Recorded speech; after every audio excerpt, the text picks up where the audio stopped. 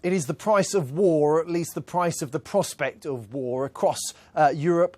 Stock markets, financial markets in general, showing all sorts of signs of high anxiety. The situation on the peninsula there, on the border of Ukraine, could escalate, and no one obviously knows what's going to happen next. Uncertainty has created upheaval in Moscow. The stock market basically crashed when it opened this morning. We've seen the share prices of some of Russia's biggest companies fall as people have been selling shares hand over fist. In particular, the likes of Gazprom. It is the biggest gas company in the world. It is one of Russia's biggest companies. It sells around 75% of all of Russia's gas. Bear in mind that Russia as an economy is more or less dependent, selling gas and oil to the world. There's some uncertainty as to what happens next there. Gazprom's share price at one stage down 12% this morning. It's not, though, just the stock markets in Russia where there's been upheaval across Europe. They're down sharply in London, in France, in Germany, in Italy and in Spain. The main indexes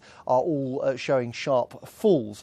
We've also seen the Russian government, its borrowing costs have risen sharply this morning. Bond yields have risen. The effective interest rate that the Russian government has to pay to borrow money from the international markets. But I think the most serious cause for concern, certainly as far as President Putin's government will be concerned, is the weakness of the Russian currency. The ruble has fallen to new lows against both the euro and the dollar. That is, on the one hand, I suppose, good news for Russian trade, but it will mean that this is an effect that the people of Russia are likely to feel most keenly.